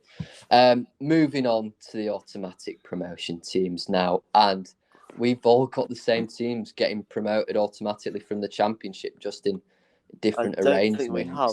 Oh no, we don't. Sorry, we got don't. Ed's got a bit of a wild card. He has got a wild card. So, shall we start with that wild card, Ed? Who have you got finishing 2nd? I have got Middlesbrough, and you just take me out on this one. I think Neil Warnock, or Colin, as I like to affectionately call him, he, love him or loathe him, and I'm going to be 100% honest here, I love him. You can't hate him, and that pains me to say, but you can't. He's such a good guy. He is a serial winner at this level, and the squad is starting to shape up something along the lines of a real Warnock squad for me. I won't talk about APAs here too much because I think we're maybe perhaps overstating how good he could be, but I do agree that under Warnock he could thrive. The same with Matt Crooks. I think if they can keep Paddy McNair, it's a huge success for the window. But one thing I love about Middlesbrough is that they're tapping into the South American market. They look destined to sign Piero, who could be. You're talking there really about that sort of magic man that Warnock is lacking. That could be Piero. Obviously, it looks for the deal for Munich to have fallen through in terms of him going to Fulham. But the fact that they're being brave enough, and if you'd have told me the manager would be going to the South American market would have been Neil Warnock, I'd have laughed you off the park. But fair play to him, fair play to the club, and I really think with a couple of great additions, particularly going forward, because they need firepower, attacking the lost Ashley Fletcher, British Sombalonga, they need something up there. If they can get that, I see no reason why Middlesbrough can't get automatic promotion. Yeah, I think that's fair. Question about Middlesbrough, and that is, what happens if Middlesbrough start poor? Does Warnock resign? Does Warnock get sacked? What happens? I don't think so, because Warnock's got decent backing here, and the fans are on his side, and he's not a quitter. It's not in his nature, so I think you can't give him. You can't give him, 3-4 months. You need to give him the full season with whatever squad he turns out. And the thing with Neil is that the way he sets his sides up, they're not going to get Tonkin every single week or anything like that. That's going to build that pressure. Okay, the flip side of that is if you don't play good football and you just narrowly lose games or get a few 0-0 draws, obviously pressure will mount. But I really don't see that happening with the Middlesbrough side. I think they'll come out from the blocks flying and just continue. Yeah, fair enough. In 2nd position, I have West Brom. And I think Warnock can come into this conversation too. West Brom have, of course, got an outstanding manager in Valérien Ismaël. But Neil Warnock mentioned when Barnsley beat Middlesbrough 2-0 last season that he didn't think Ismaël would be successful in his 2nd season in the Championship, saying that he thought teams would figure his style of play out. And that certainly seemed to be a theme at the end of last season. I remember Barnsley, we lost 2-0 to Preston. We really struggled in the playoffs against Swansea. We were very one-dimensional. And I do worry about West Brom being slightly too one-dimensional and their players not buying into Ismail's way of playing. But this is saying that they do, and if they do, they will storm the league without doubt. They've got outstanding players. They've got Semi Ajayi, Matt Clark, Bartley, Connor Townsend, Darnell Furlong, Dara O'Shea. That's a really strong defence. We know too well how good Alex Moa is in midfield pieces. Carlin Grant is a player who's gone under the radar, I think, and he will score a lot of goals. And a player who even you boys forgot about, and I forgot about to a certain extent, the player who last season West Ham fans were saying they wanted their owners out because they sold him, Grady Diangana.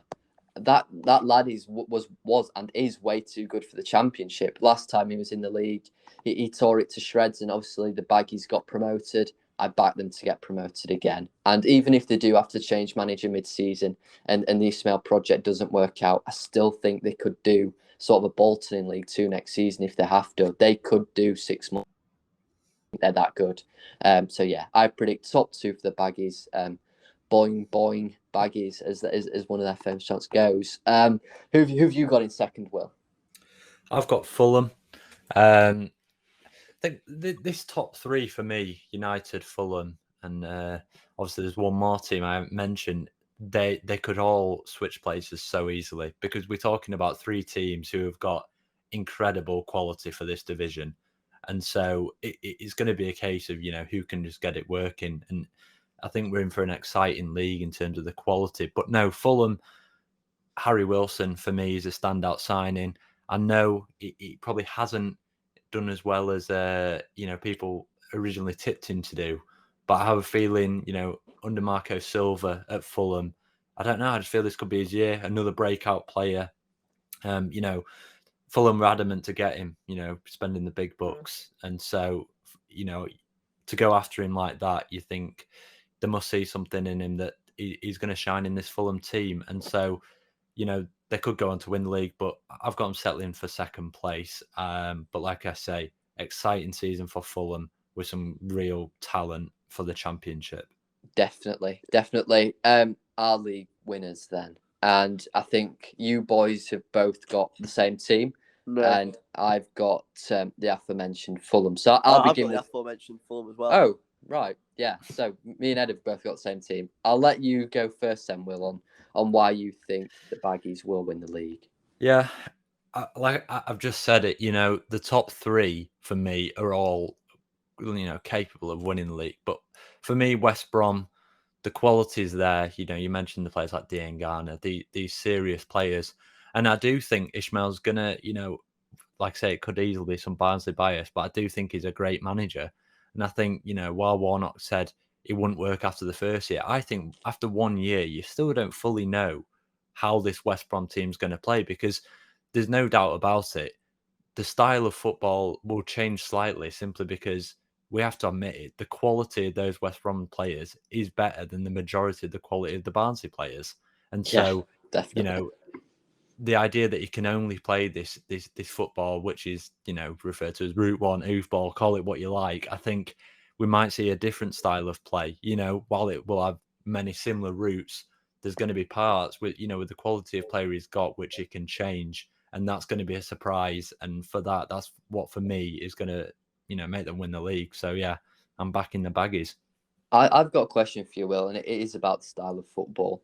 Why do you think when Valerian Ismail plays Route 1, Pomo positions and maximum opportunity football, it's labelled negative, but when Neil Warnock does it, it's just Neil Warnock getting wins the only way he knows how to? Why is it looked upon like that? Yeah, it's a fair question. It really is, and I don't know. That just tends to be the case. I guess we had this manager coming in from Europe, and you're expecting this high pressing style of play football, and he didn't do that. But at the end of the day, you've got to look at Daniel Stendel, Gerhard Struber. They were managers who played much more, expansive, pressing, attacking football. That doesn't always cut it in the Championship. Sometimes, we've got here Warnock and Ishmael, two managers who do play this so-called Route 1 or whatever, and yet we're predicting them to do extremely well. Ed's got Middlesbrough up in second place.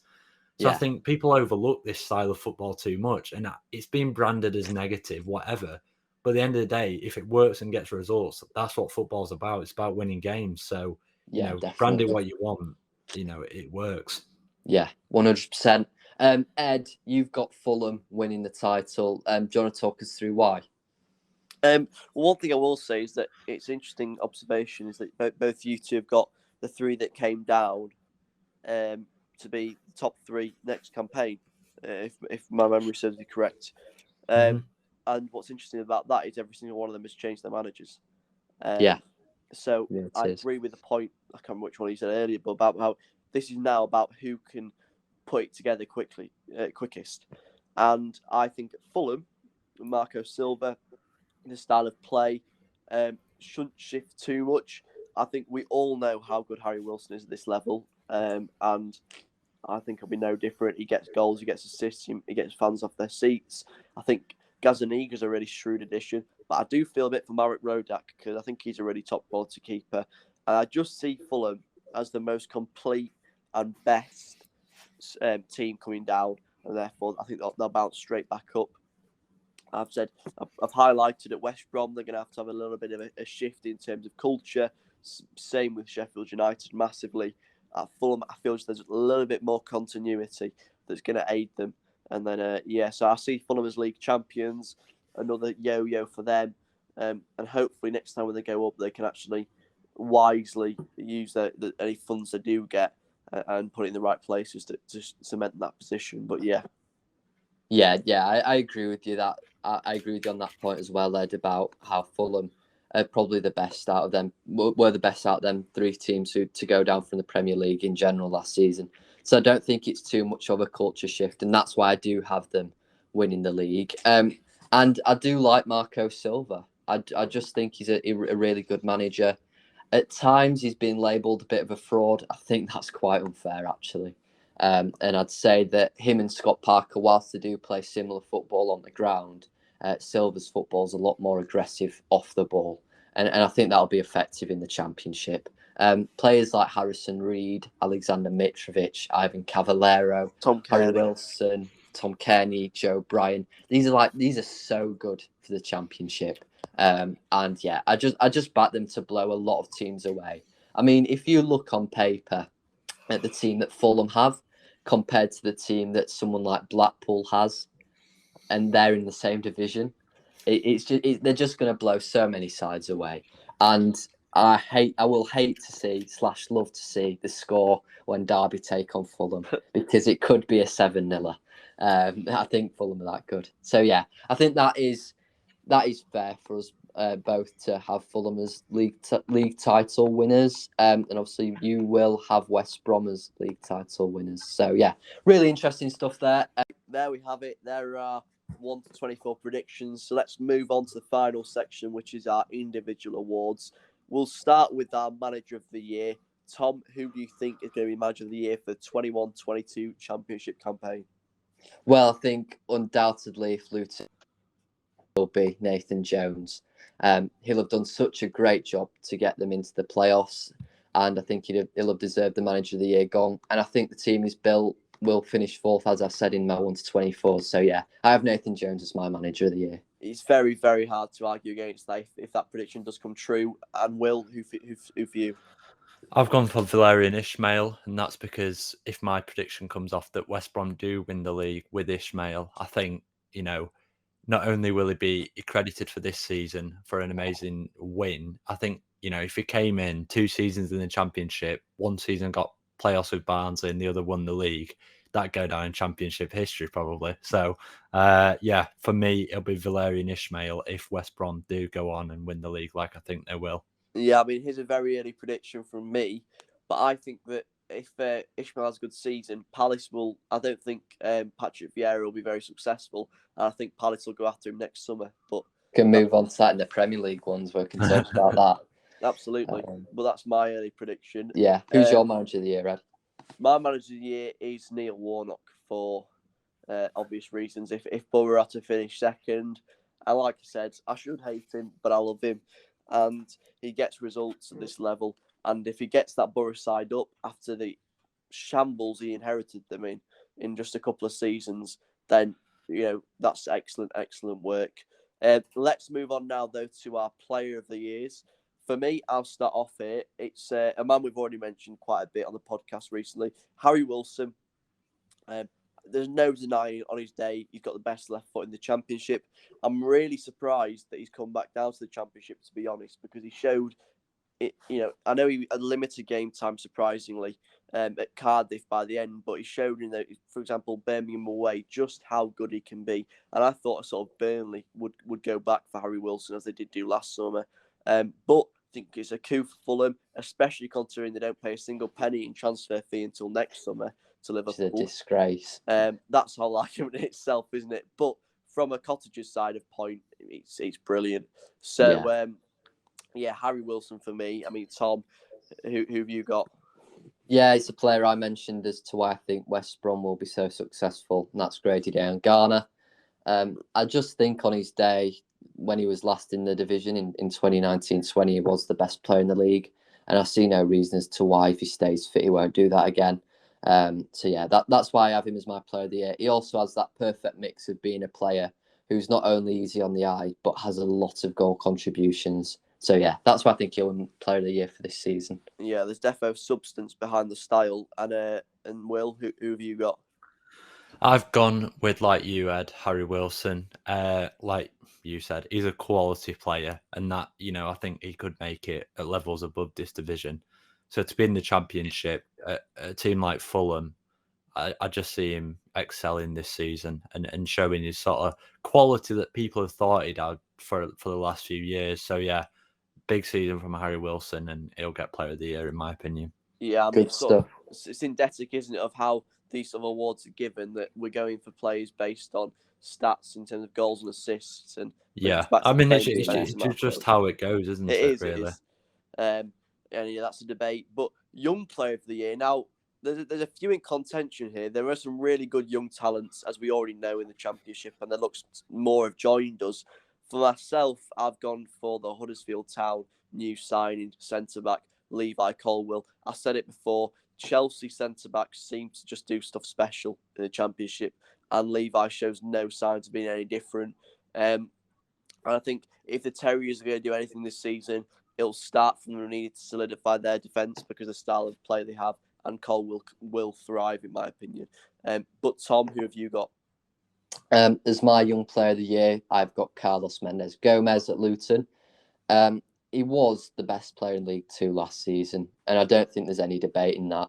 And I back him to make that step up to the Championship. And he's just such a creative player. He's such an enigma, I think it's fair to say. I didn't even know this until the other day, but he used to be in Barnsley's academy, and we released him. So that was a big mistake. But no, I think he's such a good player. I think, like you said, Ed, there's a lot of good young talent in the Championship this season. So it could be any of the three we've mentioned, and probably 50 more. But I back Mendes Gomez to be a shining light in an outstanding Luton side. So yeah. Yeah, and Will? For me, I'm sticking with him. It's Callum Styles, and that's because he was brilliant last season and was in contention for it. And that was playing at his left wing back role. And I think once we see him in the centre of the field, in midfield, I think we're going to see a whole different player. And he's really going to excel, in my opinion, because that's his natural position. And yeah, Callum Styles, 21 years of age. I think he's going to be absolutely brilliant and be a big part of Barnsley's success. Yeah. Now on to one of the tougher, the last award, one of the toughest to give. That's who we think is going to be top scorer in the league. Like I've done with the other ones, I'll start. And I've gone for Ryan Brewster. He hit 11 in 22 last time he was in the Championship with Swansea. And it's worth noting that there are some very honourable mentions, but I thought under Jokanovic, a new manager, a new system, could this be his time? I really think it could. Also, little things like he's been given the number 7 shirt, and it sounds silly, but that giving a player like that confidence is what he needs. And we've talked about United's midfield and the quality they've got, so he's going to get chances. I'm sure of that. But yeah, I've gone for Ryan Brewster, a Blades man for a top scorer. I know, controversial. But Tom, who have you got? I've gone for a player in Aaron Layer-Iseka, who nobody until probably Tuesday had ever heard of in England, apart from Barnsley's recruitment team. He really excites me as a signing, and he reminds me profile-wise certainly of Neil Maupay when he signed for Brentford. A player who was 23, who's relatively young, but had a lot of football in France's top division at a young age. He's got youth pedigree, 6 Scott 21s. And I just really like him as a player. With the Golden Boot, it's always really hard to... I'd go for one a little bit left field.